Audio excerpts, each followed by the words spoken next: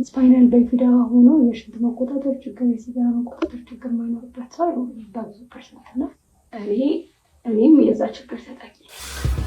ልክ ቦታው ላይ ደርሻለሁ ብዬ ደውዬ ስቀመጥ ሽንት ያመለጠኝ። በጣም ከባድ ነው። ያንን ቪዲዮ ፖስት ለማድረግ ከ2 ዓመት በላይ አስቤበታል። ኧረ እባክሽ። ክላስ ልጆች ቀድመውኝ ሲወጡ እኔ እነሱ ወጥተው አስተማሪዎች ወጥተው ጥበቃው ብቻ እስኪቀር ጠብቄ የወጣሁባቸው ጊዜያቶች አሉ። 12 ዓመት ሲሆነኝ እግሬ ግድ መቆረጥ ነበረበት። ጋንግሪን ፈጥሯል ቁስሉ። ምንም የልጅነት ጥሩ የሚባል ትውስታ የለኝም። እግሬ ይሸት ነበር። ጓደኞቼ አብረው መቀመጥ አይፈልጉም ነበር። እኔ ሰው አይደክምም አልልም፣ ምክንያቱም የድካምን መጨረሻ ድረስ ደክሜ ያውቃለሁ። ሰው ሲደክም የመጨረሻ የሚያደርገው ነገር ራሱን ለማጥፋት መሞከር። ከዛ በኋላ ግን የኔ በጣም አስገራሚው ፍለጋ የማስተር አብነት ነበረ። ኢቭን አልፈልግም ብትይ እኔ አልተውም ነበር አለኝ። የሚሰጡሽ የህይወት መስመሮች ላይ ምርጫ የለም። እኔ አሁን የነበርኳቸው የእድሜዎቼ እንትን ላይ የተሰጡኝ ምርጫዎች የሉም። ህይወት እያስገደደች ነበር የኖርኩት።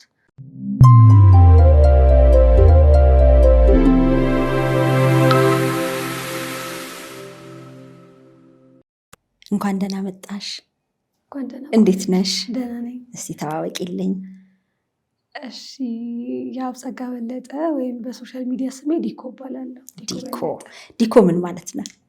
ዲቆ ማለት ነው። ዲቆ ኦሮምኛ ላይ ጢቆ እንደሚባለው በየአካባቢው የሆነ ቃል ይቀየር የለ። ጢቆ ማለት ትንሽ አይደለ ኦሮምኛ። ቦረና ደግሞ ዲቆ ይባል ነበር። ቤተሰብ ከቦረና ሲመጣ እንደ ማስታወሻ ዲቆ ብሎ ሰይሞኝ ነው። የተወለድሽው ቦረና አካባቢ ነው? አይደለም፣ እነሱ እዛ ነበሩ። እኔ ወላይታ ሶዶ ነው የተወለድኩት። ሰሞኑን በቲክቶክ ገጽሽ ላይ ያጋራሽው ቪዲዮ በጣም ቫይራል ሆኖ ነበረ። ያለሽበትን ሁኔታ የሚያሳይ እያሳለፍሽ ያለሽውን የዕለት ተዕለት ህይወትሽን የሚናገር፣ ትምህርትሽን ያቋረጥሽበትን ምክንያት የሚናገር በጣም አጭር ቪዲዮ ነው፣ ግን መልእክቱ በጣም ብዙ ነው። እንዴት ነበር ያንን ቪዲዮ ለመልቀቅ? ከዛ በፊት የምትለቂያቸው ቪዲዮዎች ሌሎች ናቸው። እስቲ ስለሱ ንገሪኝ። ያው ከዛ በፊትም ከዲስብሊቲ ጋር የሚገናኝ ነገር ነበር ፖስት ማድረግ የነበረው። ሰዎችን ከማበረታታት ሞቲቬት ከማድረግ አንጻር የማሳልፋቸው ጊዜያቶች የሚከብዱኝን ነገሮች ከዛ ራሴ ምን ያህል ስፖይል ለማድረግ እንደመሞክር ምናምን ነበር ፖስት ማድረገው። ግን ያንን ቪዲዮ ፖስት ለማድረግ ከ2 ዓመት በላይ አስቤበታል። ኧረ እባክሽ። አልወሰንኩኝም ነበር እንጂ ከ2 ዓመት በፊት ነው እንደዛ ሳስብ የነበረው። ምክንያቱም ዲስብሊቲን ኖርማል አድርጌ አቅርቤ ሰዎች ኖርማል አድርገው አክሰፕት ካደረጉት እሱንም ኖርማል አድርጌ ሰዎቹ ጋር ባደርስ ሰዎች አክሰፕት ያደርጉኛል ብዬ አምናለሁ። ግን ደግሞ እፈራ ነበረ።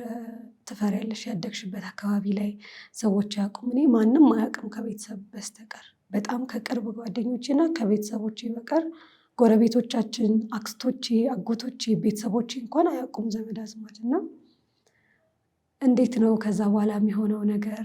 ሰው እንዴት ነው አቀባበሉ?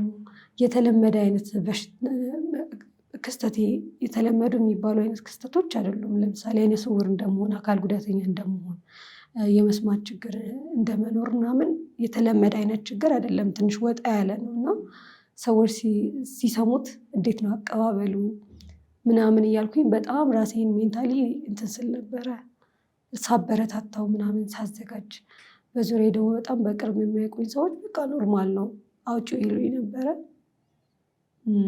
ያው ኪምን ማየት ከጀመርኩኝ በኋላ ኪም ባይፊዳ በረከት የሚባለው ልጅ ማየት ከጀመርኩኝ በኋላ እየተነሳሳው መጣሁኝ። ለምን ሼር አላረገውም ምናምን ወደሚለው። ግን ያው በሰዓቱ ፖስት ሳደርግ እውነቱን ለመናገር እርግጠኛ አልነበርኩም። በቃ በጣም ከባድ ጊዜ እያሳለፍኩኝ ነበር በዛ ሰሞን። በጣም ብዙ ስራ ሰርቻለሁ። በነገሮች ላይ ያልሰራሁት የስራ አይነት የለኝም እና የሆነች እየሰራኋት የነበረችው ነገር ተበላሸችብኝ የዛን ሰሞን እና በጣም ከፋኝ። የመጨረሻ ነገሬ ነው ብዬ የሞከርኩት ነገር ነበረ። መንገድ ላይ እርጥብ ሰርቼ አውቃለሁ። ልብስ ገዝቼ ወጥቼ እስከ መሸጥ ሞክሬ አውቃለሁ። በጣም ብዙ አይነት ስራዎች ሜካፕ ክላስ ወስጃለሁ፣ ኮስሜቶሎጂ ተምሬያለሁ። ጥፍር ልሰራ ያልሞከርኩት ነገር አልነበረም። ኢፖክሲ ሰርቻለሁ እና ስራዎች ፌል ያደረጉብኝ ነበር። አሁን ላይ በመጠናቀቅ ላይ ያለ ቤትን ገዝቶ የራስ ማድረግ ብልህነት ነው ስንል የታል መሽ ተገኝቶ ላላችሁ ተከተሉን። አይን አይቶ ልብ ይፈርዳል። ይህ የምትመለከቱት በመሃል ካሳንችስ ከኡራኤል አደባባይ ከፍ ብሎ የብዙዎችን ትኩረት የሳበውና በኩራት የቆመው በባማኮን ሪል ስቴት የተገነባው ጋላክሲ ፊኒሽንግ ሞል ነው። በዚህ G+23 በሆነውና የንግድና የመኖሪያ አፓርትመንቶችን በያዘው ህንፃ ላይ ከባለ 1 እስከ ባለ 3 የመኝታ ቤት አፓርትመንቶችን በተለያየ የካሬ አማራጭ አቅርቦሎታል። ቤቶቹ ይሄ ቀረ የሚባል ምንም እንዳይኖር ጥርት ጥንቅቅ አድርገን እየገነባን ነው። በቤቱ በረንዳ ላይ ሆነው ነፋሻማውን አየር እየሳቡ መንፈሶን ያድሳሉ።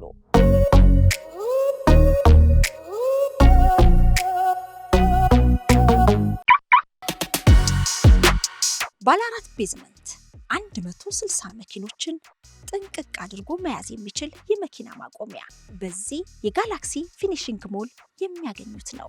በተጨማሪም 400 መኪኖችን መያዝ የሚችል ከፊት ለፊቱ እየተገነባ ነው።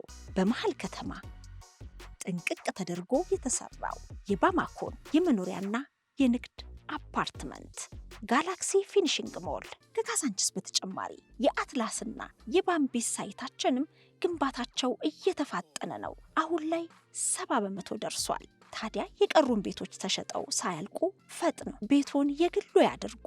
በ0955 97 11 11 በ0955 98 11 11 ላይ በመደወል ኑሮውን ያደላድሉ። ቅንጡና ምቹ ህይወትን ያጣጥሙ። ባማኮን ሪል ስቴት።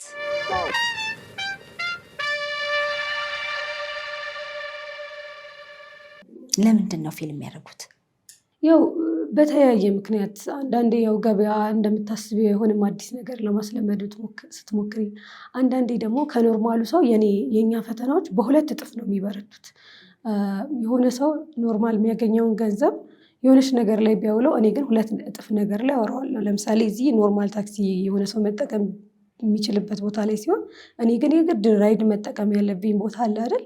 ልክ እንደዛ ነው። እዛም የሆነ ተጨማሪ የሚባል የህይወት እንትኖች አሉብኝ እና እነዛ ያበላሹብኛል ብቻ የሚሄድባቸውን መንገዶች እና የመጨረሻ ብዬ የሞከርኳት ነገር ነበረች፣ ፌል አደረገችብኝ እና አክቹዋሊ ከጭንቅላቴ ጋር በጣም ይገናኛል የሽንቴ ሁኔታ።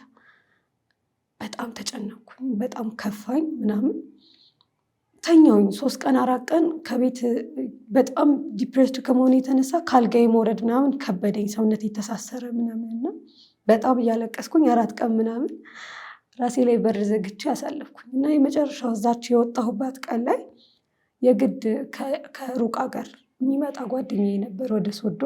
የግድ ማግኘት ነበረብኝ። እነሱ በስራ ጉዳይ ነው የሚመጡት። የመጨረሻ ቀናቸው ነው፣ ሳናገኝሽ አንሄድም ምናምን አሉኝ ማለት ነው። በቃ የግዴን ነው የሄድኩት። የግድሽን ተነስተሽ ራስሽን በቃ ምናምን ብለሽ የምትሄጂው አይነት ነገር አለ። ከዛ ራሴ እንደምንም አነሳሰቸው ምናምን ሄድኩኝ። ልክ ቦታው ላይ ደርሻለሁ ብዬ ደውዬ ስቀመጥ ሽንት ያመለጠኝ። በጣም ከባድ ነው ከነበርኩበት ሁኔታም አንጻር። በጣም የረገጥኩኝ። ትቼ እንዳልሄድ እያየኋቸው ነው፣ እያዩኝ ነው። ምንም ምክንያት ልሰጥ አልችልም ተነስቼ ለመሄድ። በጣም ነው እዛች ሰዓት ላይ የነበረው ነገር በጣም ከባድ ነው። እንደኔ ደግሞ ራሱን ለሚጠብቅ ሰው ነው። አሁን 2 ዓመት 3 ዓመት ጓደኞች ያሉ ድንገት ሲፈጠር አላህ ከአቅሜ በላይ ሆኖ እነሱ ፊት ከታየ አንዳንዴ ውሃ ነው እያልኩኝ፣ አንዳንዴ የሆነ ነገር ነው እያልኩኝ ሸውጄ ሲያቅተኝ ነው የሚሰሙት እንጂ እንደቀረበኝ ሰው በወራት ውስጥ ምናምን አይሰማም አያውቅም ምናምን። በጣም ነው ራሴን ንጹህ አድርጌ የሚይዘው። በጣም ነው የምጠነቀቀው ለእንደዚህ አይነት ነገር። አንድም ሌላ ምን የሚል እምነት አለኝ። ከዚህ በፊት በነበሩኝ ጊዜያት ውስጥ ዲሳቢሊቲ ላይ ይሄ ራስን አለመጠበቅ ምናምን ተጨምሮበት ምን ያህል ሰውኛን ለመቀበል እንደሚከብደው አውቃለሁ። ስለዚህ ያንን ሜንታሊቲ መቀየር የምችለው ብዬ ያሰብኩት ራሴን በመጠበቅ ነው። በቃ አሪፍ ሆነው በመታየት ሰዎች ሲያዩኝ የምስባቸው አይነት ከሆንኩኝ አክሰፕት ሊያደርጉኝ ብዙ አይቸገሩም ብዬ አምን ስለነበረ በጣም ራሴ ላይ ሰራ ነበረ። በጣም ቪዲዮቼን ካያችሁት ወደታችም ምን አይነት ራሱ ላይ የሚሰራ ሰው እንደሆንኩኝ ይታወቃለሁ። እና ከዛ ልክ እዛ ጋር ቁጭ ብለን እያለ መጡ። ሲያዩት በጣም በቃ እንዳያዩት በጣም ነው የተሳቀቅኩት። በጣም በሩቁ ሰላም አልኳቸው ምናምን፣ አልናፈቅንሽም ምናምን እያሉኝ ማለት ነው። ከሩቅ ሰላም አልኳቸው ምናምን፣ አርቄ እንዲቀመጡ አረኩኝ።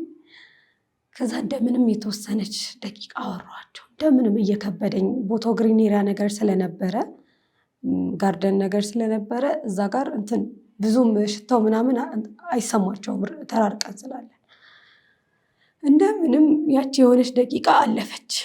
ስታልፍ መሄድ አለብኝ በቃ አምሽቻለሁ በጣም መሄድ አለብኝ ብዬ እሪ ብዬ ሸኝሽ ሲሉኝ በጭራሽ አያስፈልግም እናንተ ተመለሱ እኔ እሄዳለሁ አልኳቸው። ለምን ምናምን፣ ኧረ እኔ ሰው ሀገር መታችሁ አንድ ነገር ብትውልስ እኔ ለመሸኘት መታችሁ ብዬ ላኳቸው፣ እንዲገቡ አረኳቸው። እና በሰዓቱ የለበስኩት ብዙ ጊዜ እንደዚህ አይነት ልብስ አዘወትራለሁ። ከላይ የሆነ ነገር ጣል አድርጌ ከስር ቦዲ ነገር ምናምን ማድረግ አዘወትራለሁ። እና የዛን ቀን የለበስኩት እንዲህ ብቻ የሚጠለቅ አይነት ቦዲ ነገር ነበር። ወደ ታች አመጣሁት፣ እስከዚህ ድረስ አረኩት፣ እንደ ጉርድ ማለት ነው። ከላይ ማንጠልጠያ አልነበረው። እንደ ጉርድ እስከዚህ ድረስ አመጣሁትና ከላይ የለበስኩትን ቆለፍኩት። ቆልፌው ተሸፈነ። ቀሚስ በሱሪም ሊመስል ይችላል፣ ምንም ሊመስል ይችላል። ብቻ ዋናው ፖይንቴ መሸፈኑ ነበር። እና ሸፍኜው ባጃጅ ውስጥ ገባው። በቃ ባጃጅ ውስጥ ከባዱ ሰቀቀን እሱ ነበር። ምክንያቱም አንድ ባጃጅ ውስጥ 4 ሆነን ምናምን ልንቀመጥ እንችላለን። ወጥቼ በጣም ተሳቅቄ የምሬ ነው እንደዚህ ነገር ብዬ ነው የመጣሁት። ከዛ ልክ ቤት ገባሁኝና ለምንድን ነው ይሄን ያህል የምሳቀቅበት ብዬ አሰብኩ። ፈልጌ አይደለም ያመጣሁት፣ ፈልጌ አይደለም የፈጠርኩት። በጣም ረጅም ጊዜ ተሰቃይቻለሁ በዛ። በቃ ብዙ ከባባድ ነገሮችን አሳልፌያለሁ። ከዚህ በፊትም አውርቼ አውቃለሁ። ግን ክላስ ልጆች ቀድመውኝ ሲወጡ እኔ እነሱ ወጥተው አስተማሪዎች ወጥተው ጥበቃው ብቻ እስኪቀር ጠብቄ የወጣሁባቸው ጊዜያቶች አሉ። እስከ ምሽቱ 1 ሰዓት ምናምን ማለት ነው። አንድ ክፍል ውስጥ መማሪያ ክፍል ውስጥ ድንገት ተነስቼ ተማሪ እንዳያየው አስተማሪ እንዳያየው በሚለው እና ለምንድን ነው ይሄን ያህል ዋጋ እየከፈልኩ ያለሁት ብዬ አሰብኩኝ። ህይወቴ ላይ ዋጋ የሚያስከፍለኝ ብዙ ነገር አለ። እንደ ማንኛውም ተማሪ ነሽ፣ እንደ ማንኛውም ሰው ደግሞ ከቤተሰብ እጅ ለመውጣት ትጥሪያለሽ፣ ራስሽን ለመለወጥ ትጥሪያለሽ። ከዛ ራስሽን ሰው ፊት ብቁ አድርገሽ ለማሳየት ከሰው በላይ ለመሆን አይደለም ይሄ ሁሉ ጥረት። ከሰው እኩል ሆኜ ለመቆጠር የማደርገው ጥረት አለ። እዛ ላይ ለምንድን ነው ራሴ የምፈትነው? ለምንድን ነው ይሄን ያህል ዋጋ እየከፈልኩ ያለው? በቃ አትሊስት ሰው ቢያውቀው ይጠቋቋምብኛል። ግን ኦኬ በቃ አልሳቀቅም፣ ሁሉም ያውቀዋል። ስለዚህ በቃ እንደዚህ ሆነ እኮ ጃኬት አምጡልኝ ምናምን ማለት እችላለሁ ብዬ አሰብኩ። ከዛ ደግሞ ሌላ ተጨማሪ ያሰብኩት ነገር ሰው እኮ ይሄኔ የሆነ ጫማ አልገዛውም ብሎ እየከፋው ይሆናል። ገና ቲኔጀሮች ምናምን የሆነ ሰው ደግሞ ወይ የሆነ ቤት ወይ የሆነ መኪና ወይ የሆነች ነገር አልተሳካልኝም ብሎ እየከፋው እያለቀሰ ምናምን ይሆናል። እኔ ግን ዴይ ቱ ዴይ ህይወቴ ላይ የምቸገረው እነዚህ ነገሮች ለማግኘት ነው፣ ባለመሳቀቅ ለመውጣት። ስፓይናል ባይፊዳው በመጣብኝ ችግር እግሬ ወደ ጎን ያዘነብላል። ይሄኛው እግሬ ጫማ ቶሎ ያልቅብኛል። ያንን ለመምላት ሽንቴ በጣም ስለሚያስቸግረኝ ልብሶች ቶሎ ይበላሻሉ። እነሱን ለመምላት ሰው ፊት አሪፍ ሆኜ ለመታየት እሱን ለመምላት እጄ ምናምን ያመኛል። ክራንች ጎማ እቀይራለሁ። ክራንች በየጊዜው እንቀይራለን። እነዛን ለመሙላት ነው የምጣጣረው። የኔ ትልቁ ጥረት እዛ ጋር ነው። በቃ እነዛን ነገሮች ሞልቼ ለመኖር፣ እሱንም ቤተሰብ ላለማስቸገር። የኔ ቤተሰብ 20 ዓመት ሙሉ ያለማቋረጥ ኖሮልኛል። አሁን የኔ ቤተሰብ ሄደሽ የሆነ ሰውን ብትጠይቂ በጣም ከባድ ሁኔታ ላይ ምናምን ያለ ቤተሰብ እኮ ላይሆን ይችላል፣ ግን እድሜውን ሙሉ ሰጥቶኛል። አሁን የሆነ ሰው የሚያየው ነገር አለ፣ ከሚያየው በላይ ግን መሆን ይችል ነበር፣ በ2 በ3 በ4 እጥፍ። ያንን ሁሉ አቅሙን ኢንቨስት አድርጎብኛል። አሁንም እዛው ላይ እንዲቆሙ አልፈልግም። ስታርጊ ደግሞ እሱን ትገነዘቢያለሽ። እሱን ለማሸነፍ በጣም ጥረት ማድረጉ አለ። እዛ ውስጥ እኔ እየኖርኩኝ ነው። የሆነ ሰው ግን ለሆነ ትርፍ ነገር ባልፈጠርከኝ ብሎ እኮ እኔ እያዘነ ነው የሚል ስሜት ተሰማኝ። ሰው በቃ ሰዎች እንደምን የሚቀበሉት፣ ደስ ካላቸው የሚበላቸው፣ ከተጠቋቋሙብኝ የሚጠቋቋሙባል ምን ይመጣል ከዚህ በኋላ ብዬ አሰብኩኝና ፖስት አደረኩኝ። ትክክለኛ ስሜቴን ትክክለኛ የተፈጠረውን ነገር ገባው። ቪዲዮ ቀረስኩኝ። አሰብኩኝ የተወሰነ ደቂቃ ከራሴ ጋር ግቢ እንደገባው ቁጭ አልኩኝና አሰብኩኝ። በቃ ፖስት አደርገዋለሁ አልኩኝ። ገብቼ ቪዲዮ ቀረስኩ። እንደውም ከዚህ በፊት ጠዋት ምናምን ነው ፖስት ማድረገው ምናምን ዝም ብዬ የሆነ ሰዓት ፖስት አደረኩት። ልክ ገብቼ ቀረስኩኝ፣ ኤዲት አደረኩት። ስፓይናል ባይፊዳ ሆኖ የሽንት መቆጣጠር ችግር፣ የሲጋራ መቆጣጠር ችግር ማይኖርበት ሰው በብዙ ፐርሰንት ነው። እኔም የዛ ችግር ተጠቂ ነኝ። ሽንት መቆጣጠር አልችልም። እኔ ቪውም በዚህ ልክ ይኖረዋል ብዬ አይደለም። ሲወጣልኝ እደልተዋለሁ፣ ፕራይቬት አደርገዋለሁ ምናምን አላ የሆነ ሳለ በጣም ሲከብድሽ ፖስት ካረግሽ በኋላ ፕራይቬት አደርገዋለሁ በቃ ምናምን ብለሽ የምታደርጊው ነገር እንደዛ ነበር። ብቻ ፖስት ያደረኩት ያልተጠበቀ ነገር ሆነ። ጭራሽ ያልተጠበቀ ነገር።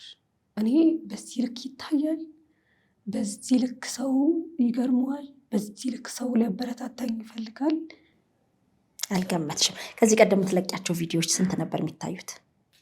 ቪዲዮዎች ታይተውልኝ ያውቃሉ። 1 ሚሊዮን ምናምን የታዩልኝ፣ 800,000 700,000 ምናምን ይታዩልኛል። ኮንቴንት አክቹዋሊ ሰዎችን የሚነካ ነው ብዬ ስለማምን ሰዎችም ደግሞ ያዩታል የተወሰነ። ግን ይሄኛው ከዚህኛው ጋር ምንም አይወዳደርም። በሰዓታት ልዩነት ነው 500,000 ምናምን የታየው 24 ሰዓት ሳይሆኑ እና በጣም ነበር የደነገጥኩት። ምን እየተፈጠረ ነው? ፕራይቬት ላረገው ፖስት አድርጌው አላየሁትም እስከተወሰነ ሰዓት 3 ሰዓት 4 ሰዓት እስኪሆነው ገብቼ አላየሁትም። ስንት ላይ ስንት ምናምን ብዬ እና የሆነ ሰዓት ስገባ የለም በጣም ብዙ ታይቷል ምናምን እና ለእኔ በጣም አስገራሚው ነገር የዛ ቪዲዮ ቫይራል አወጣጥ ነበረ። ህይወትሽንም ከዚህ በኋላ ያለ የህክምና ሂደትሽንም መስመር እንዲያስይዝ ምክንያት ሆነ አይደል? በጣም እውነቱን ለማውራት ከዛ 2 ቀን በኋላ ያለው ቀን ለእኔ በጣም ከባዱ ነበር። ደግሞ በጣም ቪዲዮ ከተፖሰተ በኋላ ብዙ ቪው ነበረው፣ ግን ምንም አዲስ ነገር አልነበረውም። እኔም ምንም ኤክስፔክት ማድረገው ነገር አልነበረም። ግን እንዳልደልተው አሳሳኝ ቪዲዮ ብዙ ቪው ስላለው ውጭ መውጣት ግን በጣም ነበር የከበደኝ። ከክፍሌ ከዛ ከግቢ ምናምን አይደለም፣ ከክፍሌ ወጥቼ ድንገት የጎረቤት ምናምን ሲመጣ እንዳያየኝ ምን ይሉኛል ብለሽ ተሳቀቅሽ? አዎ የሆነ የግድ መውጣት የነበረብኝ ቦታ ነበር አስታውሳለሁ። ኮፍያ አድርጌ ማስክ አድርጌ ነበር የወጣሁት። በቃ በጣም ፈርቼ እስከ ጥግ ፈርቼ ተሳቀቄ ምናምን። አሁን ፕራይቬት ባረገውም አይሆንም፣ በቃ ሰው ሁሉ አይቶታል፣ ብዙ ሰው ጋር ደርሷል። ምንድነው የማረገው? በቃ ከራሴ ጋር ከዛ በጣም ነው የተጨነኩት። 2 ቀን በኋላ ቪዲዮ ፖስት አድርጌ ነበረ። ልክ ነኝ አይደለሁም አላቅም ብዬ ፖስት ሳደርግ የምር ትክክለኛው ስሜቴ ነበር እሱ። ምን እያረኩኝ ነው? ምን እየተፈጠረ ነው? ለምንድነው ፖስት ያረኩት? ከዚህ በኋላ እንዴት ነው ሰዎች ጋር እኩል ቆሜ ላወራ የምችለው? ምን ይሰማቸው ይሁን? እኔ የምታያቸው ነገሮች አሉ አይደል? ከዚህ በፊት በዛ ነገሮች የማያውቁሽ ሰዎች 2 ችግር ራሴ ላይ ያረኩኝ እንዴ ምናምን ብዬ በጣም ነበር የጨነቀኝ። ግን ደግሞ በጣም የህይወቴ መስመር የቀየረው ቪዲዮ ነበረ። በጣም ወስነሽ ያንን ማድረግሽ በራሱ ትልቅ ነገር ነው። ግን እንደው አሁን እያወራሽኝ ያለፉትን ጊዜያት እንዴት አሳለፈች የሚለውን ይበልጥ እንዳስብሽ አደረገኝ። ሌላውም ሰው እንደዚህ እንዳልሽው ቀላል ለሆኑ ቁሶች ወይም ደግሞ ያን ያህል በህይወታችን ውስጥ ትርጉም ለማይሰጡ ነገሮች ለምን አልሆኑም ብለን የምንማረር እንኖራለን። አንቺ ደግሞ በህይወትሽ እያሳለፍሽ ያለሽው ነገር እንደ ሰው እኩል ሆኖ ለመታየት የምታደርጊው ጥረት ከሌላው በ2 በ3 እጥፍ ጥረት ማድረግ እንዳለብሽም እየነገርሽኝ ነበርና የአካል ጉዳትሽ ከልጅነትሽ ስትወለጅም ነው ወይስ ከጊዜ በኋላ የመጣ ነው? እስቲ የጤናሽን ነገር ንገሪን። ስፓይናል ባይፊዳ ነበረብኝ። ስፓይናል ባይፊዳ ማለት አሁንም በረከት ኪም ባይፊዳ የሚሰራበት ኬስ ነው። የሆነች ቱቦ መስፋት ነገር ነው። ስፓይናል ኮርድ ጋር ይገናኛል። የነርቭ ችግር ነው እና የስፓይናል ባይፊዳ ችግር ያለብን ልጆች ሽንትና ሰገራ መቆጣጠር አንችልም። ከዛ ባለፈ እግራችን ስናድግ ይጣመማል ምናምን። እኔ እንደውም እግዚአብሔር ሲረዳኝ በጣም በሚገርም ሁኔታ ኢንኮንቲኔንስ የሆነ የሽንት መቆጣጠር ችግር ነው ያለብኝ እና ሌላው ጋር ግን ኮንቲኒስ የሆነ የሽንትና የሰገራ መቆጣጠር ችግር ይኖራል በ75%። ከዛ ደግሞ እግራችን ጋር እንደዚህ እግራችን ይጣመማል። ወንድ ቶሎ አይድንም፣ ቁስል ቶሎ አይድንም። በጣም ረጅም ጊዜ ነው የሚፈጅብን፣ ወይ ደግሞ በሰርጀሪ ወይ በምናምን ነው ሚድነው እንጂ በጣም ትንሽ የሚባል በጣም ትንሽ የምንለው አይነት ቁስልም አይድንም ሰውነት ላይ እና በዛ እኔ ደግሞ እግሬ ወደ መጀመሪያ ጀርባዬ ላይ ቤት ነው የተወለድኩት። ጀርባዬ ላይ ያለውን እጢ ሲያዩት በእኛ ሀገር ውፋ የሚባል ነገር አለ፣ ግንባር ላይ ደረት ላይ ምናምን የሚወጣ እሱን የሚመስል ነገር ለሰው ግንባር ላይ ነው የሚወጣው፣ ደረት ላይ ነው። እሷ እድለኛ ናት፣ ጀርባዋ ላይ ወጣ ተብሎ ነው የታለፈው። ከዛ ደግሞ ሳድግ እግሬ ላይ እንደዚህ ማለት ጀመሪያ እግሬ 3 ዓመት ምናምን ሲሆን ያ ደግሞ ወደ ጎን ስትረግጪ ቁስል ምናምን ድንገት የሆነ ነገር ሲሆን ይቆስላል። እንዳልኩሽ ቁስል አይድንም። በዛ ሂደት ውስጥ ረጅም ሂደት ነው እሱ። ቤተሰቦቼ ሚሽነሪ ናቸው። ለአገልግሎት በየሀገሩ እንሄዳለን ምናምን እና በቃ በጣም እየባሰ ሄደ። 12 ዓመት ሲሆነኝ እግሬ ግድ መቆረጥ ነበረበት። ጋንግሪን ፈጥሯል ቁስሉ። ጀርባዬን ልክ ስፓይናል ኮርዱ ከተስተካከለ በኋላ ስፓይናል በፊዳው ከወጣ በኋላ እግሬ ደግሞ አፕዴት መደረግ ነበረበት። እግሬ ተቆረጠ። በዛ እድሜሽ አክሴፕት አድርገሽው ነበር? ምንም አክሰፕት ማድረግ የሚባል ነገር የለም። ምርጫ የለም። የሚሰጡሽ የህይወት መስመሮች ላይ ምርጫ የለም። እኔ አሁን የነበርኳቸው የእድሜዎቼ እንትን ላይ የተሰጡኝ ምርጫዎች የሉም። ህይወት እያስገደደች ነበር የኖርኩት እና እግሬን ማስቆረጥ ለእኔ የሆነ ማስብበት ምናምን ጉዳይ አይደለም። መኖር ከፈለግኩኝ የማደርገው ነገር ነበር። ጭራሽ ነው ያልጠበቅኩት እግሬ ይቆረጣል ብዬ በህልሜ ያን ሁሉ እድሜ ስኖር እንደ ልጅ አልተጫወትኩም፣ አልዘለልኩም፣ አላሳለፍኩም።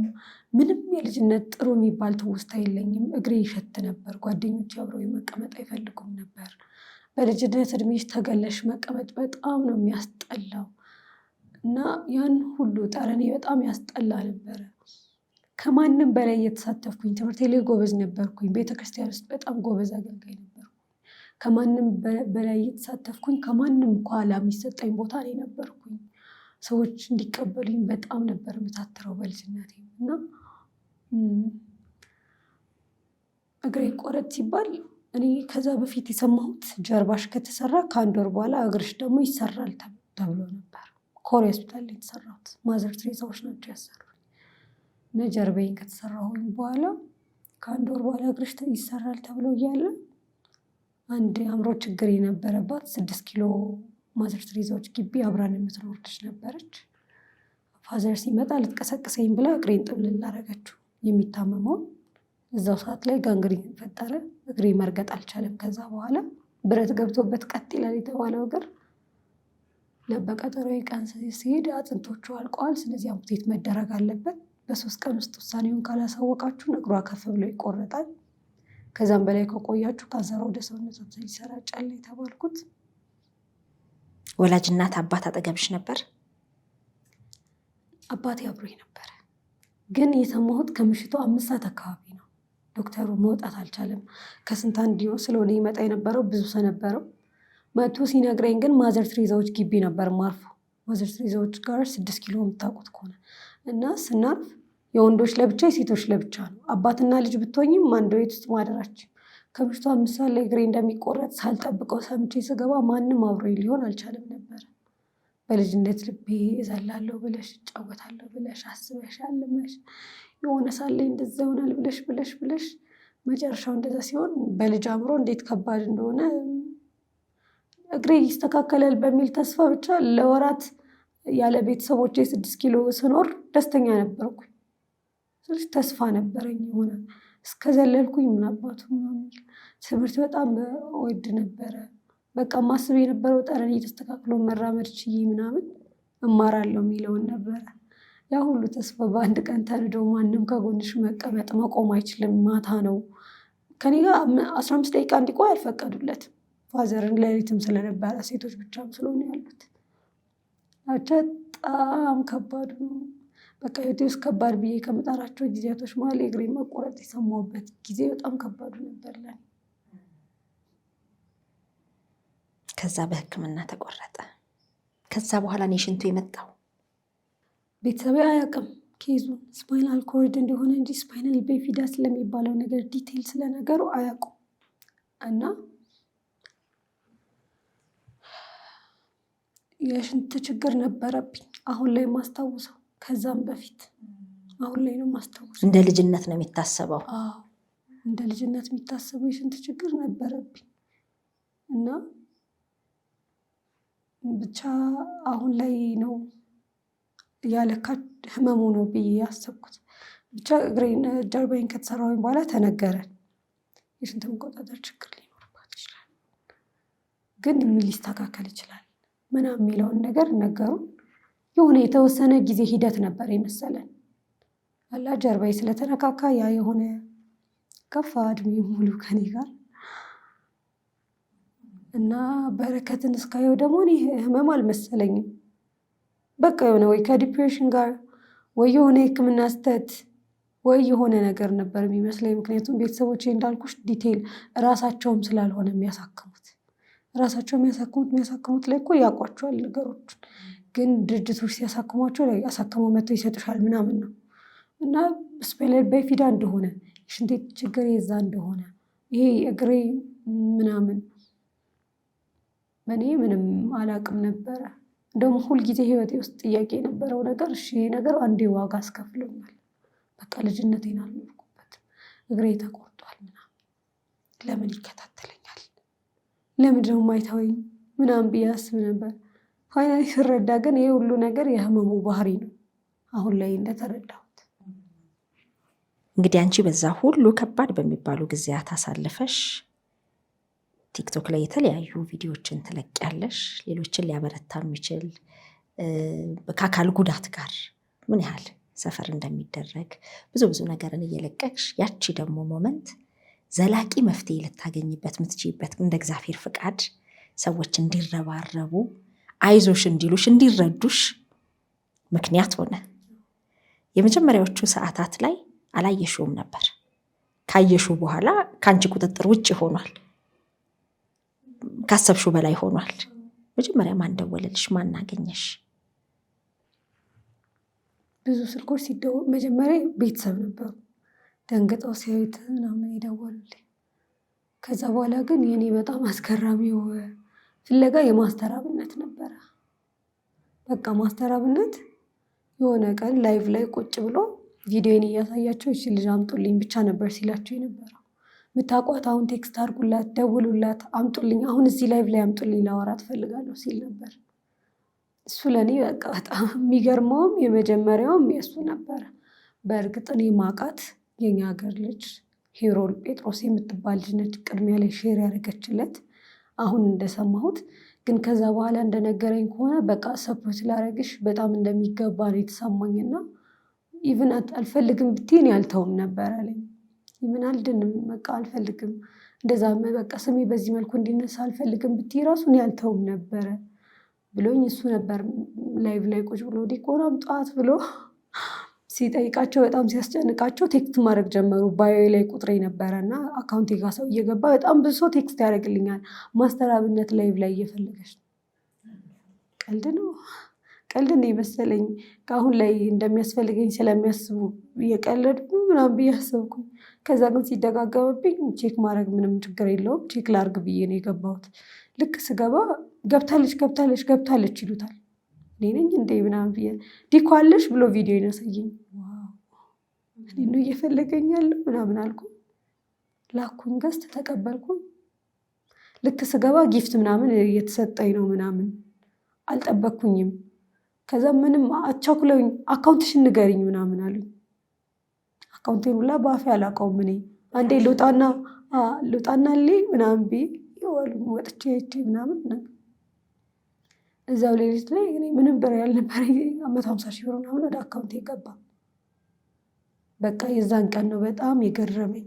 እግዚአብሔር ቀን አለው አልሽ? እግዚአብሔር ቀን አለው አልኩኝ። ሌላው ደግሞ በጣም ወደ አዲስ አበባ መምጣት እፈልግ ነበረ። አንደኛ የተማርኳቸው ስራዎችም እዚህ በደንብ የሚሰሩ አይነት ናቸው። ኮስሞቶሎጂ እዚህ ነው የሚሰራው፣ እኛ ጋር የሚያውቀው ሰው አልነበረም። ሁለተኛ በተሻለ መልኩ ትምህርቴን እንድማር፣ ያው የተሻለ ማህበረሰብ ላይ እንደዚህ አይነት ችግር ሲኖርብሽ መኖር ትፈልጊያለሽ እንደማንኛውም ሰው። በጣም እየጣርኩ የነበረው በቃ አሁን እዚህም ስራ አልተሳካልኝ ድረስ እዛም ሞክሬ ላይ ባይሳካልኝ ነው ምናምን ብዬ በጣም አስብ ነበረ ምናምን ለመግባት እዛ ጥረት ውስጥ ነበርኩኝ። እና የዛን ቀን ራሱ በቃ በጣም የሚገርም ጭቅጭቅ ውስጥ ነበርኩኝ ከቤተሰብ ጋር። ጭቅጭቅ ሳይሆን በጣም መልኬ እስኪቀየር ድረስ ነው።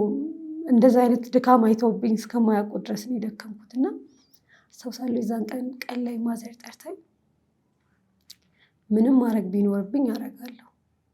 ማዘርና ፋዘር ያሉኝ አዲስ አበባ መግባት ካለብሽ ትገቢያለሽ፣ እንዴትም ሆነን እናኖርሻለን፣ እንዴትም ሆነን እናስተምርሻለን። እዚህ ሆነሽ አልማርም ነው የምትይው፣ ማቆም ትችያለሽ ትምህርትሽ፣ በቃ ችግር የለውም። አለመማር ከፈለግሽ ሳትማሪ መኖር ትችያለሽ። ስራ ነው የምትፈልጊው፣ መሸጥ ያለብኝ ነገር ካለሽ ሸጪ አደርገዋለሁ፣ አንቺን ለማስደሰት ምንም አደርጋለሁ። በቃ የሆነ እግዚአብሔር እኮ አለ ቀን የሚቀይርበት። እንደዚህ አይክፋሽ ምናምን ተባብለን ቀን ላይ አልቅሼ ምናምን አጽናንተውኝ በጣም አጽናንተውኝ ነበረ የገባሁት። በቃ ምንም ሶሻል ሚዲያ ላይ ምናምን ስላለው ነገር ቼክ የማድረግም በጣም እየታየ እንደሆነ እኮ አውቃለሁ። ቼክም እያደረኩ አልነበረም ምናምን። ልክ ገብቼ ግን እነዛ ነገሮች ሲፈጠሩ በጣም ነው የደነገጥኩት። ከነጊፍቱ ምናምን 200 ሺህ ብር የሚያክል ነገር ነው የዛን ቀን የተሰበሰበው። ምንድን ነው የተፈጠረ ያለሁት ያለሽ አይደል ምንድን ነው ምናምን አልኩኝ። በጣም ገረመኝ። ይደወልልኛል፣ እህቶች ይደውሉልኛል፣ ጓደኞች ይደውሉልኛል። ምንድነው ምሳሌ ማስተራብነት ቤት ይሰሩኛል ይሉኛል። ቴክስት አድርግላ እኔ ምን እንደምሰራ እኔ ራሱ አላወቅኩኝ ምናምን። እና 8 ሰዓት አካባቢ ላይቡ ሲያልቅ ደወልኩኝ ለእህቴ። እውነት ነው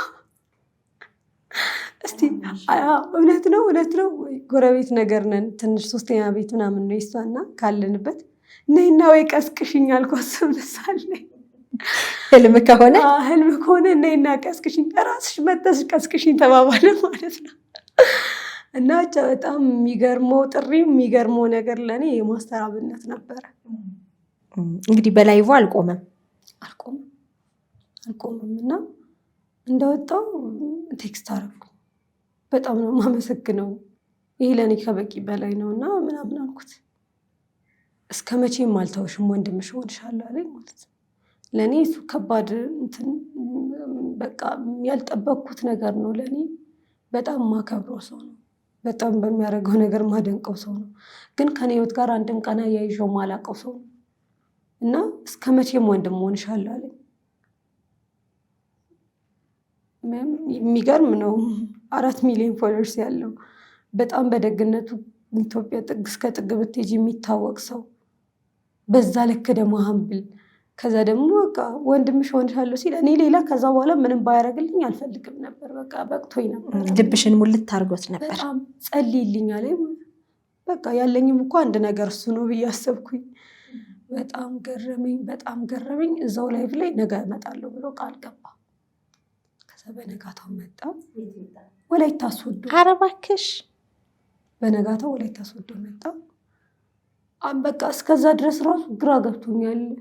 ከተኛሁበት ደርሻለሁ ሲል እስቲል በቃ አለማመን ውስጥ ነው። 4 ቀን ምናምን አላመንኩኝም ህይወቴ ላይ እየተፈጠረ ያለውን ነገር። እና ወላይታ ሶዶ እየመጣሁ ነው አለኝ። ወጣው፣ አገኘሁት፣ አወራሁት፣ ያለውን ነገር ቪዲዮ ሰራን። በጣም ከዛ በኋላ የሰው አቀባበል የሚገርም ነበር። ስልኬ ለደቂቃ አያርፍም ነበር። በቃ ይደወልልኝ ነበር። ሰው በጣም ያግዘኝ ነበር፣ ይጠይቀኝ ነበር። እንኳንም አረኩት እስከምል እንኳን ተፈጠረ። ትልቁ ነገር እንግዲህ በቅጽበት ነገሮች ምን ያህል በጥሩ በመጥፎም ሊቀየሩ እንደሚችሉ ማሳያ ነው። ይህ በጣም ትልቅ ነገር ነው። እንደውም ከዛ በኋላ አካውንቷ ላይ ወደ 4 ሚሊዮን ብር ገብቷል የሚል ነገር። ከዛ በነጋታው ላይቭ ስትሪም እናደርጋለን አለኝ። ላይቭ ላይ እናሰባስባለን አለኝ። ኦኬ። እኔ በሚሊዮኖች ይቅርና በቃ ማላስበው ገንዘብ ነው እና እሺ ያልኩት። አንድ ቤት ነበር ገባን። ሰው ከደቡብ አፍሪካ የሚገራርሙ ወጣቶች ምናምን ሰበሰቡ። እዛው ላይ 4 ሚሊዮን ብር ሰበሰቡ። አንድ ምሽት። ህይወቴ ላይ ይሄ ሁሉ ነገር የተቀያየረው 3 ቀን ውስጥ ነው። ቀን ላይ እንደውም አንደኛው ቀን ከማታ ጀምሮ ማለት ነው 4 ሰዓት ጀምሮ ነው 2 ቀን ከምናምን ውስጥ ነው ይሄ ሁሉ ለውጥ ህይወቴ ላይ የተፈጠረው። አካውንቴ ውስጥ 4 ሚሊዮን ገባ ማለት ነው። በማመን ባለማመን። አዎ ሕክምናዬ እንደዛ ይወስዳል እኮ ግን በቃ ህይወትሽ ውስጥ መቼም ያ ነገር አይመጣም። መቼም አልጠብቀውም። በቃ የኔ የህይወቴ ጥረት ያንን ነገር አረሳስቶ መኖር ነው እንጂ ያንን ነገር አድኖ መቀጠል ምናምን ፔንኪለር ምሰጥ አይነት ሰው ነኝና አቅሙም የለኝም ብለሽ ስለምታስብ ድንገት በሆነ መንገድ አሁን የሆነ ቤተሰብ ልጆች አሉት ምናምን ያን ሁሉ ነገር አቶት ይስጠኝ ብዬ አላምንም። በቃ አንደኛ ትልቅም ነኝ፣ ሁለተኛ ከኔ በታች፣ ከዛ ደግሞ ቤተሰብ ትልቅ እየሆነ ይመጣል አላ ወርዝ አያደርግም። የኔ መዳን እነሱን ከማሳጣቸው ነገር ጋር እኩል አይመጣም ብዬ ስለማምን በራሴ መንገድ ካልሆነ መቼም አይሆንም ብዬ ህይወቴ ላይ የወሰንኩት ነገር ነው። በጣም ነው የደነገጥኩት። ማለት እውነትህን ነው አጠገቤ ተቀምጦ ማስተር ግን እለዋለሁ ዝም በይ እግዚአብሔር በቃ እኮ እንደዚህ ነው አሰራሩ አለኝ። በጣም ሰው ነው የሚለካው እጁን የሚዘረጋው። እግዚአብሔር እኮ አሰራሩ እንደዚህ ነው። እንዴት ነበር የጠበቅሽው? እግዚአብሔር እኮ በሂደት ቆይ ነገ አስብበትና ምናምን እያለ አይደለም አለኝ ማለት ነው። እዛው ላይ ቁጭ ብዬ በቃ አስቢ፣ እንዴት ነው እንደዚህ የፈጠርከኝ ባልሽበት አፍሽ እንዴት ነው እንደዚህ አደልከኝ? እንዴት ነው ይሄ ሁሉ የተፈጠረው ብለሽ ወዲያው ለምስጋና በቃ 3 ቀን ውስጥ ህይወት ላይ እንደዚህ አይነት ለውጥ ማየት ከባድ። በጣም እግዚአብሔር ይመስገን። በጣም ነው ደስ የሚለው በእውነት። ምን አሉ ቤተሰብ? እናትሽ ምን አለች? እናቴ መጀመሪያ ስታይ እውነቱን ለመናገር ራሴን አመመኝ ነው ያለች። ራሴን አመመኝ፣ ስሜቴን አላሳየም። በቃ የዛን ቀን የመጨረሻው ቀን ከብዶኝ ቤተሰብ እስኪ መክሬን ድረስ የሆንኩባት ቀን ያቺ ናት እንጂ ማለቅስ ሰው ምናምን አይደለም። እና በጣም የምስቅ ሰው ነኝ። በጣም ነው የምጫወተው፣ ተጫዋች ነኝ፣ ሰቂታ ነኝ ምናምን። በጣም ከፍቶኝ እየወጣው ስቄ የምጫወት የምመለስ ሰው ነኝ። እና በቃ ይሄን ያህል ከፍቶሻል አለች። ይሄን ያህል ከብዶሻል? ለእኔ ህይወቴ ውስጥ ያለውትን ነገሮች እኮ ማጣት ከባድ አልነበረም። እንደዚህ እስኪ ከፋሽ ለምንድን ነው ዝም ያልሽው አለችኝና ከዛ ታገለች። በቃ እሷ የከበዳት ያለው ነገር ምናምን አይደለም፣ እሱ ምንም ጉዳዩ አልነበረም። ግን እንዴት እንደዚህ እስክትሆኚ እኛ አልተረዳንሽም ነገር አለችኝ። ከዛ ግን በቃ ከበደ። እሷ ከብዳት ነበር 1-2 ቀን በጣም ከብዳት ነበረ። አይኔን ማየት ከብዳት ነበረ በጣም በቃ እንደዚህ እስክትሆኚ ድረስ እንዴት ነው ዝም ያለው? እንዴት ነው ያልገባን? ቀለል አድርጌው ኖር ስለነበረ የሚመስላቸው የምር እንደዛ ቀለል ያለ ነገር ምንም ሳይመስለኝ ምኖር እና ራሴን አመመኝ። በቃ በጣም ደከመኝ ምናምን። አንድ ቀን ውሃ እያጠጣናት ምናምን ነው ስናረጋጋት ያለችው። ደከመኝ፣ ራሴን አመመኝ፣ ልቤ እኮ መታ ምናምን፣ እግሬ ያረግጣለኝ ምናምን ስትል ነበር ያለችው። እና ለእሷ አይ ቲንክ ከባድ ነበር። ከቤተሰቡ አካል ከሁላችንም ለእሷ ከባድ ነበር። ውጤቱን ስታየው፣ አሁን ያለሽበትን ሂደት ስታየው አሁን እሷም የሆነ እኔ የመጀመሪያ የነበርኩበት ስሜት ምን ሆነች ነው ነገር በዛ ውስጥ ነው። ሰው ደግሞ ያበረታታት ነበር እየደወለ ልጅሽ ጀግና ስለሆነች ነው ይላታል። ምን አይነት ጎበዝ ልጅ ነው የወለድሽው ምናምን ይላታል። መጀመሪያ የነበራት ኔጌቲቭ ነገር በኋላ ላይ ቀይረውት ደስተኛ የሆነች ነው። አሁን በጣም ደስተኛ ናት፣ በጣም ባለሁበት ነገር እግዚአብሔር ይመስገን። አሁንም ሁሉ ነገር ተሳክቶ ሙሉ ደስታ በህይወትሽ እንዲገባን ምኞቴ ነው። ሕክምናሽን አሁን የምትጀምሪበት ነገሮች ተመቻችተዋል? ሕክምናዬን እየጀመርኩኝ ነው ያለሁት። እግዚአብሔር ካለ አዳዲስ የምታያቸውም ነገሮች ይኖራሉ። ኦልሬዲ ሁሉም ሂደት የተያያዘ ነው። አንዱን ጨርሰን ወደ አንዱ የምንሄደው፣ አንዱ ወደ አንዱ ይመራናል። የአርቲፊሻልም ሂደት አለ። አክቹዋሊ የሕክምናዬም ገንዘብ በዛ ልክ አሁን ከጠራነው ቁጥር ራሱ በላይ ነው። በላይ የሆነበት ምክንያት ሁለቱም ስለምናስኬድ ነው። አርቲፊሻልም በጣም በተሻለ ሁኔታ መሆን ያለበት፣ ምክንያቱም በስፓይናል ባይፊዳዊ ምክንያት የኛው እግሬ ሴንስ ብዙ አያረግም እና ሴንስ አያረግ ሲቀር ምንም ሌላ ችግር የለውም። ግን የደም ዝውውሩ ወደዛ አካባቢ በጣም ቶሎ ስለማይደርስ ይቆስላል። ቁስል ቶሎ አይድንም። ለዛ በጣም የተመረጠ በጣም የተጠና በጣም ቆንጆ ነገር ነው መሰራት ያለበት። ኦልሬዲ እሱ ሂደት ተጀምሯል። ሂደቱ የተጀመረበትን መንገድ ደግሞ እኔ ከማሳውቅ ሂደቱን የጀመረው አካል ቢያሳውቅ መልካም ስለሚሆን ብቻ መንገዶቹን ጀምረናል። ግን ሁሉም መልካም ሆኗል። እግዚአብሔር ታላቅ ነው በእውነት በጣም። እንግዲህ አሁን ላየ ያቺ ቅጽበት በ3 ቀናት ውስጥ ህይወትሽን ሌላ መልክ ሰጠው። እንድታመሰግኝ በምሬት ለምን እያልሽ ብቻሽን በር ዘግተሽ ከአምላክሽ ጋር የምትሟገችበትን ቀን ጠብቆ አይዞሽ ብሎ በፍቅር ሞላሽ፣ በሰው ሞላሽ። በጣም ነው የሚገርመው። በተለያዩ ችግር ውስጥ ሆነው አንቺ ያለፍሽባቸውን አነሰም በዛም አይነቱ ይለያይም ምንም ይበልም በብቸኝነት እንዴት አድርጌ ከዚህ ነገር ውስጥ ልውጣ ብለው የሚያስቡ ይኖራሉ። ምን ማስተላለፍ ትፈልጊያለሽ? እኔ ሰው አይደክምም አልልም። ምክንያቱም የድካምን መጨረሻ ድረስ ደክሜ ያውቃለሁ። ሰው ሲደክም የመጨረሻ የሚያደርገው ነገር ራሱን ለማጥፋት መሞከር ነው። እሱም በጣም በተደጋጋሚ አድርጌ ያውቃለሁ። ራሴ በጣም በተደጋጋሚ እጆቼ ጠባሳዎች አሏቸው እና በጣም በብዙ አይነት መልኩ ነው የሞከርኩት። ብዙ ነገር ውስጥ ራሴን ለመደበቅ ሞክሬ ያውቃለሁ። ሰው አይደክምም አልልም። የራሴ ትልቅ ነው፣ የዛ ሰው ቀላል ነው አልልም። ሰው ሁሉ እንደቆመበት ነው። ለእኔ ቀሎ የሚታየው ነገር ካሳለፍኩት ችግር አንጻር ለዛ ሰው ግን ከባድ ነው። ያሳለፍኩት ከባድ ነው ብዬ የማንንም ህመም አላቃልልም። ህመሙ እንደቆመበት ሰው ነው የሚገባው እና ግን እግዚአብሔር ቅጽበት አለው። ማምነው ነገር አሁን ህይወቴ ውስጥ የገባኝ ነገር ይቺ ቅጽበት የምትባለዋ ነገር ህይወትን ትቀይራለች። ያቺ ጊዜ እስክትመጣ ድረስ እንበርታ፣ እንጸልይ። እኔ በጣም ሃይማኖተኛ መባል ሰው ላልሆን እችላለሁ፣ ግን በጣም የእምነት ሰው ነኝ። እግዚአብሔርን በጣም ነው ማምነው። በሚሄድበት መንገድ ሁሉ እንደ ጓደኛ እንደ ሰው እየወቀስኩት ምናምን አኩርፌሃለሁ ያልኩት ሰሞን ነበረ። በቃ ስላኮረፍኩ ይሄን አደርጋለሁኝ፣ ስላኮረፍኩ ስለተናደድኩብህ አደርጋለሁኝ ብዬ ያልኩበት ሰሞን ነበርና እግዚአብሔር ቅጽበት የሚባል ቀን አለው የሆነ ነገር የሚቀይርበት። እና ደግሞ ህይወት ለደካሞች አትሆንም። የደከመ ራሱን ነው የሚጥለው አለ አይደል? ከዛ ደግሞ ለማሸነፍ የምንታገለው ለማንም ስንል አይደለም። በዙሪያችን ላይ ለሚያሰው ጎበዝ እንዲለን ምናምን አይደለም። ስናሸነፍ የምናገኘውን ደስታ ለማግኘት ብቻ ነው የምንጠራው። እኔ ደስታዎችን የሆነ ሰዓት ላይ መረዳት የጀመርኩት ትክክለኛ ስሜቴን ማድመጥ የጀመርኩኝ ጊዜ ነው። እንዳልኩሽ መጀመሪያ ራሴን ለማስተካከል ጥረት ማድረገው ሰው የሚያይበትና ስቴት ለመቀየር ነበር። ከሆነ ጊዜ በኋላ ራሴ ደስታዬን እዛ ውስጥ ስላገኘሁት ነበር ጥረት ማድረገው።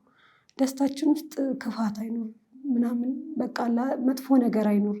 የምናደርገው ነገር ውስጥ ደስተኛ እንሆንና ሀቀኛ እንሆን፣ እግዚአብሔርን መንፈራ እንሆን። ከዛም ምስጋና ብዙ ድል ያመጣል። አመስጋኝ እንሆን። የሆነ ሰዓት አለ ነገሮች ባልጠበቅንባቸው መንገድ የሚሄዱበት። አንዷ ደወለችልኝና አንቺን ካየሁሽ በኋላ ነገር እንደዚህ ቶሎ መቀየር ይችላል ብዬ አሰብኩኝ አለች። ቅጽበት አለው እግዚአብሔር። የሆነ ሰዓት አለ በቃ ብንን ያልሽ እየመሰለሽ የሆነ እንቅልፍ ይሁን የሆነ እውነት አይሆንም ይሁን እያልሽ እያሰብሽ ግን ደግሞ ቀይር የሚልበት። አንዳንዴ ደግሞ ባይቀየርም እኮ ኦኬ አሁን ላልድን እኮ የምችልበት ፕሮባቢሊቲ ሊኖር ይችላል። አይታወቅም የህይወት አካሄዱ። ግን ደግሞ አንዳንድ ህመም ኪም ባይፊዳ እንደዚህ ይላል፣ አንዳንድ ህመም በመዳን ሳይሆን በማመን ይቀየራል ይላል። አንዳንድ ህመማችንን በጣም በመታገል የምንቀይረው ነገር የለም። አሁን እኔ ህይወቴ ውስጥ አምኜ የኖር የነበረው ነገር አካል ጉዳተኝነቴ ነው። ክራንችም የያዘኝ ነገር ለእኔ በቃ በምንም ተአምር አልከራከረውም። እንደ አዲስ አይከፋኝም፣ ሳስበው አይጨንቀኝም። በቃ አክሰፕት አድርጌዋለሁ። ለዛ የህይወቴ ከባዱ ችግር አልነበረም ባይዘው የአካል ጉዳተኝነቴ እና አንዳንድ የማይቀየር ችግር እንመን፣ በቃ አክሰፕት እናድርግ።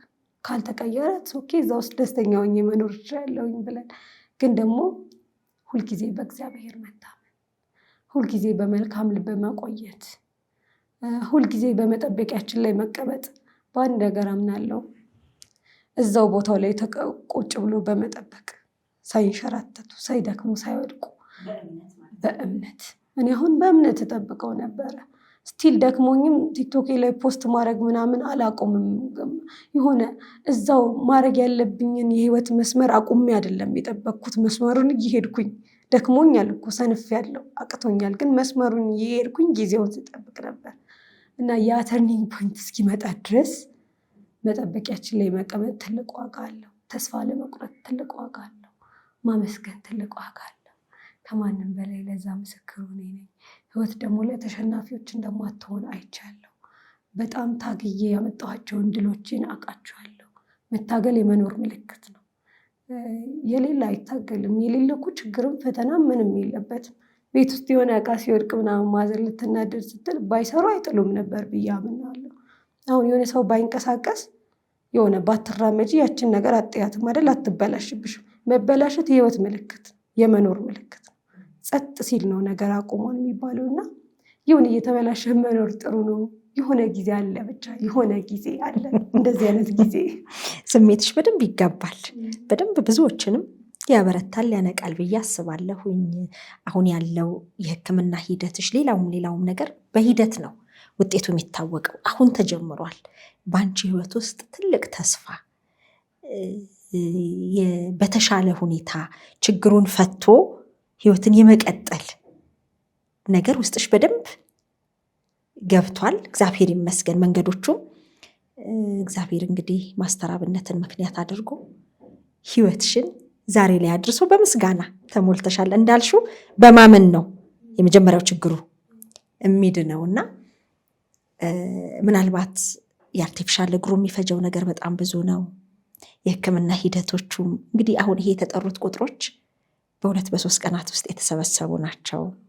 ስለዚህ አንቺን ሊያበረታ ሊያግዝ፣ አይዞሽ ሊል ከአንቺ ተስፋ ሊጋራ እኔም ተስፋ አድርጋለሁ እንዲል የሚፈልግ ሰው ካለ ስልክሽን ማስቀመጥ እንችላለን። ይቻላል።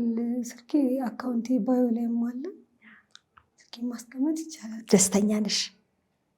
ማመስገን የምትፈልጊው ማስተላለፍ የምትፈልጊው ነገር ካለ እድል ልስጥ። እሺ፣ ከምንም በላይ እግዚአብሔርን በጣም አመሰግነዋለሁ። እዚህ ጋር የቆምኩበት ምክንያት እግዚአብሔር ነው። ብዙ ሰዎች ሰው ሆነው እንኳን ከቆሙበት ቦታ ሲያጣጥሉኝ፣ ሲንቁኝ አይቻለሁ። በድካምም በብርታትም ላይ እሱም በማያስደስት መንገድም ያልተውኝ ያልጣለኝ እግዚአብሔር ነው እና እግዚአብሔርን በጣም አመሰግነዋለሁ። ከዛ ቤተሰቤን በጣም አመሰግናቸዋለሁ። ለእኔ ስትሉ ያልከፈላችሁት የህይወት መስዋዕትነት እንደሌለ እኔ አውቃለሁ። ሁሌ ነው የማመሰግናችሁ። ጓደኞቼን፣ እህት የሆኑ ጓደኞች አሉ፣ በድካሜ በብርታቴ ሰዓት አብረውኛሉ። እነሱን ከልብ አመሰግናለሁ። ማስተራብነትን በጣም አመሰግናለሁ።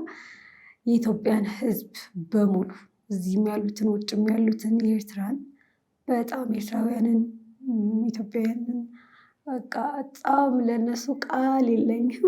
በጣም ነው የማመሰግናችሁ። የኔን ህይወት በጣም ከእንባ በጣም ወደ ሳቅ ቀይራችኋልና እግዚአብሔር ያክብርልኝ። ሁላችንም በጣም ነው የማመሰግነው።